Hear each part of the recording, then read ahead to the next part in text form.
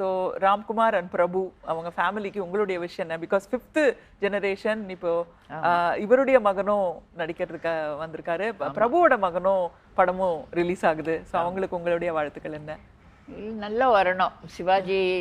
சிவாஜி மாதிரி இனி யாரும் வர முடியாது. இனிமே ரொம்ப அவர் மாதிரி யாருமே இல்லவே இல்லை. பிரபுவை பார்க்கும்போது சில சமயம் தோணுமா உங்களுக்கு ஸ்கிரீன்ல? எனக்கு பிரபுவை பார்க்கும்போது எனக்கு கமலம்மா தான் ரொம்ப கமலம்மா சிரிச்சாங்க. அதனால எப்பவும் போய் இப்படி இது கன்னத்தை பிடிச்சுக்குவேன் பிரபுக்கு. இவர் தான் சிவாஜி மாதிரி. ஒரு நாங்க வெஸ்ட் நோட்ல இல்லை, இது மின்சர் மேனர்ல சிவாஜி உங்க ஒரு ரூம்ல இருந்தாங்க, மற்றவங்க எல்லாம் இருந்தாங்க. பிரபு வந்து 31 டிசம்பர் 31 அவருடைய பர்த்டே. அப்போ நான் போய் சொன்னேன் சிவாஜிக்கு, இவர் வந்து உங்க மாதிரியே இருக்காரு, ஏன்னா விளையாடுற நீ அந்த மாதிரி நான் ஃபேட்டா இருக்கேன். உடனே ஒரு ஜோக் அடிப்பாரு. அவர் சிரிக்கவே மாட்டாரு, ஜோக் அடிச்சு நாங்கெல்லாம் சிரிப்போம். கமலம்மா நாங்க எல்லாருமே சிரிப்போம். ஒரு மாதிரி ரொம்ப ஃப்ரெண்ட்லியா அப்படின்னு பார்க்கும்போது சிவாஜி கணேசன் தான் ஒரு நல்ல ஃப்ரெண்டு. நம்ம கஷ்டங்கள் ஏதாவது இருந்தா அவர்கிட்ட போய் சொல்லிக்கிட்டா உடனே அதுக்கு ஆறுதல் சொல்லுவார். எனக்கு மெட்ராஸில் ஒரு தடவை ஆப்ரேஷன் ஆச்சு. அப்போ வீட்டில் யாருக்கும் தெரியாமல் யாருக்கும் சொல்லாமல் கமலம்மாவும் சிவாஜி வந்து என்னை டெய்லி பார்க்க வருவாங்க. யாரும் வருவாங்க, அப்படி யாரும் வரமாட்டாங்க. டெய்லி வந்து என்னை பார்த்துட்டு டெய்லி எனக்கு தைரியம் சொல்லிட்டு போவார். அந்த மாதிரி. ஸோ அவங்களுடைய குடும்பத்துக்கு உங்களுடைய வாழ்த்துக்களை எப்பவுமே. என்னைக்குமே நேற்று முந்தானே சொல்லிட்டேன், இந்த குடும்பம் என்னைக்குமே நல்லா இருக்கணும், இதே மாதிரி இதை சிரிச்சுக்கிட்டு எல்லாரும் சந்தோஷமா வாழணும். நீங்க எல்லாருமே அப்பாவுடைய ஆசீர்வாதம் உங்களுக்கு இருக்கும்.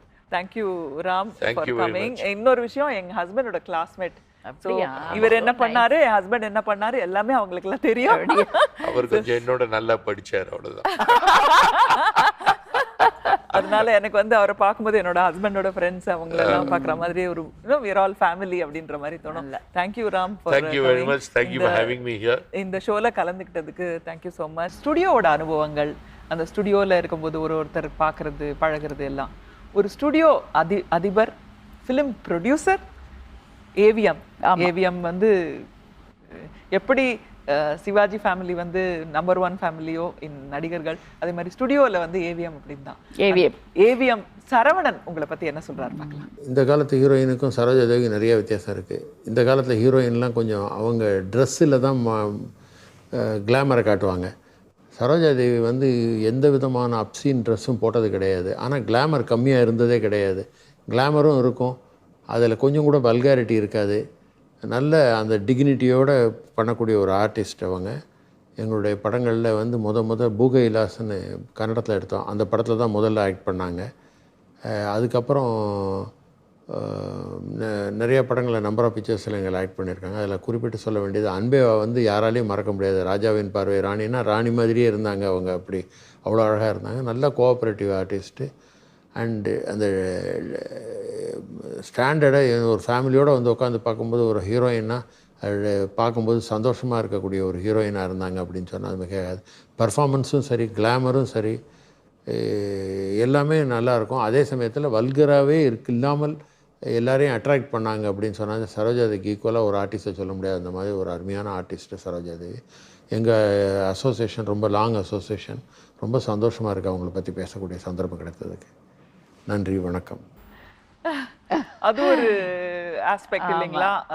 கிளாமர் அப்படின்னாலே ட்ரெஸ் கொஞ்சம் குறைச்சலா போடணும், இல்லை டைட்டாக போடணும் அப்படிலாம் இல்லாமல். அதான் சொல்லுவார், சரோஜாதேவி புடவை கட்டுற மாதிரி மற்றவங்களுக்கு சொல்லுங்க, கட்ட சொல்லுங்கன்னு.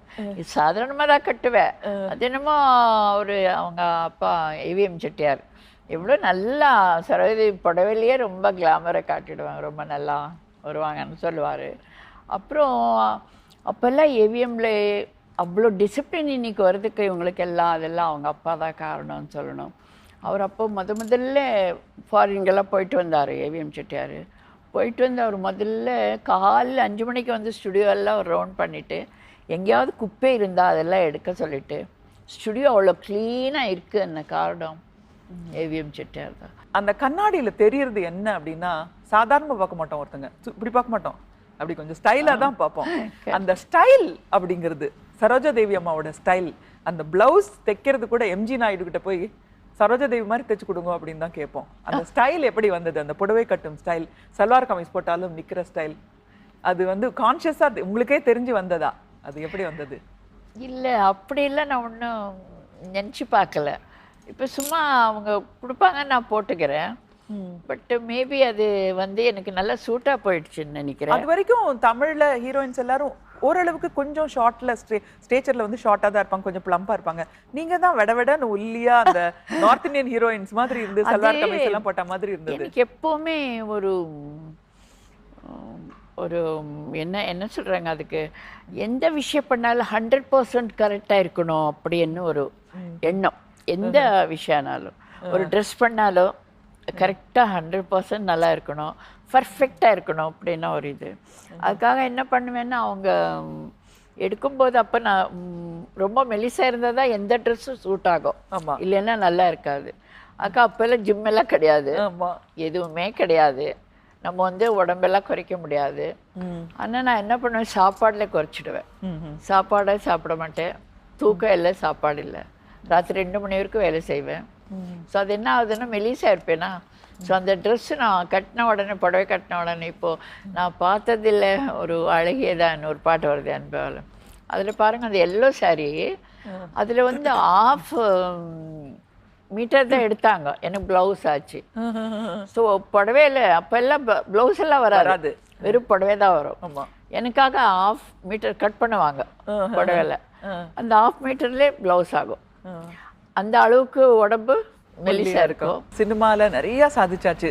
கல்யாணம் சினிமா இண்டஸ்ட்ரியில யாரையும் கல்யாணம் பண்ணிக்காம வெளியில கல்யாணம் பண்ணிக்கிட்டீங்க. அது எப்படி எங்க அம்மா சினிமாவுக்கு என்ன சேர்க்கும் போதே சொல்லிட்டாங்க, நீ யாரையும் லவ் பண்ணக்கூடாது, ஏன்னா எனக்கு எங்க ஜாதிலேயே கல்யாணம் ஆகணும், நீ வேற ஜாதியிலெல்லாம் கல்யாணம் பண்ணிக்க முடியாது, அது நடக்காது. அவங்களுக்கு ஜாதி வெறி எங்க அம்மாவுக்கு ரொம்ப.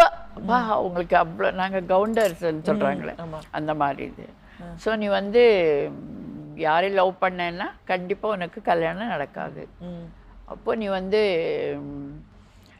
ஏதாவது ப்ராப்ளம் தான் வரும். அதனால் நீ வந்து உன்னுடைய ஆக்டிங் ஆச்சு, நீ ஆச்சு, உன்னுடைய ப்ரொஃபஷன் ஆச்சு, அதோட இருக்கணும். நான் என் ஜாதியிலே தான் மாப்பிள்ளை பார்க்குறேன் அப்படின்னு. இது எப்போ நம்ம சினிமா வரும்போதே ஒரு இது போட்டு விட்டுட்டாங்க, போட்டு நமக்கு மென்டலி ஒரு மாதிரி தயார் பண்ணி விட்டுட்டாங்க. அதனால் எங்களுக்கு அந்த இது வராமல் போனால என்னாச்சு, அவங்களே மாப்பிள்ளை பார்த்தாங்க. அவர் சீமென்ஸில் ஒர்க் பண்ணிட்டு இருந்தார், இன்ஜினியர், மெக்கானிக்கல் இன்ஜினியர். அங்கே ஒர்க் பண்ணிட்டு இருந்தார். அவங்களே மாப்பிள்ளை பார்த்தாங்க, அவங்களே வரவழைச்சாங்க. நான் ஹைதராபாத்தில் ஷூட்டிங் பண்ணிட்டு இருந்தேன். அப்போ நீ மெட்ராஸ் போகாது, பெங்களூருக்கு வான்னு சொன்னாங்க. அப்புறம் பெங்களூருக்கு போனேன். அப்போது பார்த்துருந்தா ஒரு தடவை பார்த்துருக்கணும். அது சொன்னாங்க பேசக்கூடாது, அதெல்லாம் பண்ணக்கூடாது. ஏன்னா ஃபிலிம் ஸ்டார் வந்து நிறைய பேசுகிறா கொள்கிறா. நான் அந்த காலத்தில் என் கல்யாணம் ஆகிட்டு 86 மார்ச் 1 ஆச்சு என் கல்யாணம். எவ்வளோ வருஷம் ஆகிப்போச்சு இல்லையா. அவர் என்னோட 20 வருஷம் இருந்தார். அதுக்கப்புறம் ஹார்ட் அட்டாக்ல போயிட்டாரு. அவர் போய் 25 வருஷம் ஆகுது. 25 வருஷம் ஆச்சு. கல்யாணம் ஆன வருஷம் ஞாபகம் இருக்கா உங்களுக்கு? அதான் சொன்னேன், 86 மார்ச் 1. 86 68 1967 மார்ச் 1. 67 மார்ச். உங்க கல்யாணத்தோட விஷுவல்ஸ் பார்க்கலாமா? உங்க கல்யாணம் அப்போ நீங்க எப்படி இருந்தீங்க? எத்தனையோ கல்யாண சீன்ல நடிச்சிருப்பீங்க, பட் உங்க கல்யாணத்துல நீங்க எப்படி இருந்தீங்கன்றத பார்க்கலாம்.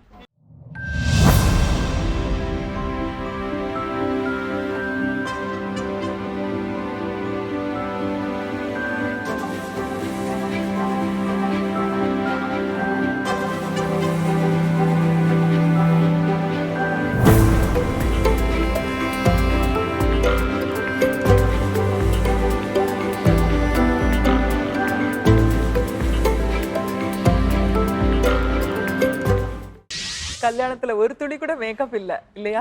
உங்க முகத்துல அப்படியே சிம்பிளா நீங்க எப்படி இருப்பீங்களோ அதே மாதிரி தான் இருந்தது. அப்படியே இருந்தேன். சௌகர்ஜானிக்கு வந்திருந்தாங்க கல்யாணத்துக்கு, ரிசப்ஷனுக்கு. அப்போ mister Harsha were very lucky அப்படின்னாங்களா? அவரு நான் என்ன நினைச்சேன், அவர் என்ன சொல்லுவாரு, ஷி ஆல்சோ வெரி லக்கின்னு சொல்ல போறாருன்னு நான் நினைச்சிட்டு இருந்தேன். Of course I am very லக்கின்னாரு.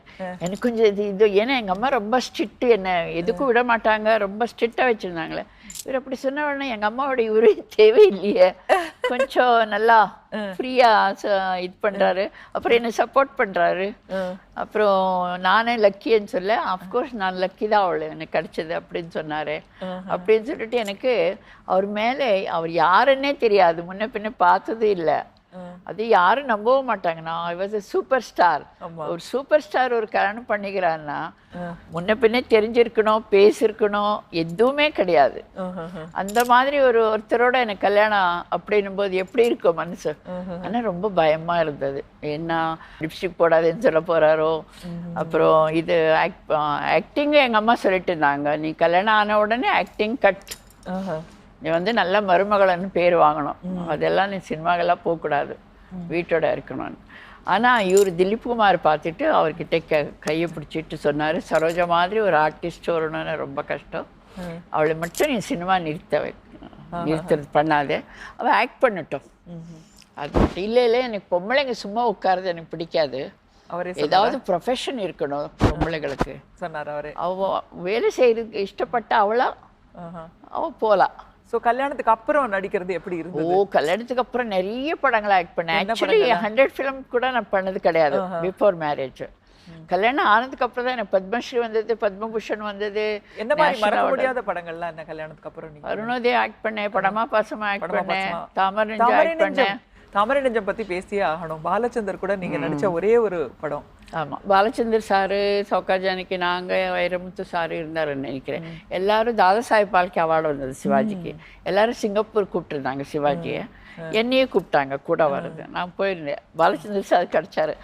Sir இது ரொம்ப அநியாயம், எனக்கு மட்டும் நீங்கள் ஒரே ஒரு படம் தான் கொடுத்தீங்க, எனக்கு ரொம்ப வருத்தம் இந்த விஷயத்தில். எல்லாரும் பாருங்க, எல்லாம் எத்தனை படங்கள் ஆக்ட் பண்ணியிருக்காங்கன்னு சொன்னேன். அப்போ அவர் சொன்னார், கவலைப்படாதம்மா, அவங்க எல்லாம் பண்ணியிருக்கிறது ஒண்ணுதான், நீ ஒரு படம் 100 படத்துக்கு சமம். உங்களுடைய மகனும் மகளும் இந்து அண்ட் கௌதம், எஸ், அவங்க உங்களை பத்தி என்ன சொல்றாங்க அப்படிங்கிறத பார்க்கலாம். இருக்காங்க பார்க்கலாம். கௌதம் ராமச்சந்திரன் எம்ஜிஆர் இந்த வீட்டுக்கு வந்து இதே இடத்துல நின்றுட்டு இருந்தாரு. இவனை கையில் கொடுத்தேன். உடனே ராமச்சந்திரன் சொன்னார். அப்புறம் ஜானம்மா ஒரு செயின் அனுப்பிச்சிருந்தாங்க, இவன் கழுத்தில் போட்டாங்க.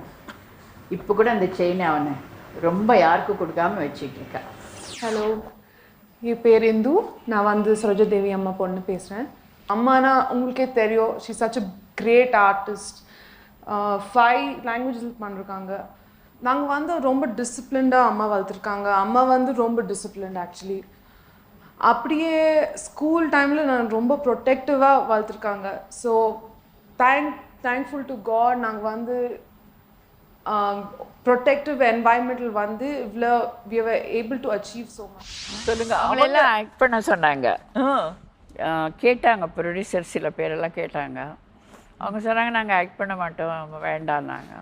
ஏன் பண்ண மாட்டீங்கன்னு கேட்டாங்க. இங்கே தமிழ்நாட்டில் ஒரு பழக்கம், எப்போவுமே அவங்க அப்பாவோ அம்மாவோ ஆக்ட் பண்ணியிருக்கிற மாதிரி பசங்களும் ஆக்ட் பண்ணணும்னு எக்ஸ்பெக்ட் பண்ணுறாங்க. மம்மி மாதிரி எங்களால் ஆக்ட் பண்ண முடியாது. அப்புறம் அவர் கேட்டவர் சொன்னார், ஐயோ உங்கள் மம்மி மாதிரி பண்ணவே முடியாதப்போ ஒத்துக்கிறோம், பட் நீங்கள் எல்லாம் ஆக்ட் பண்ணலாமே அப்படின்னாங்க. அவங்க இல்லை, எங்களுக்கு இன்ட்ரெஸ்ட் இல்லை, பண்ண மாட்டோம்.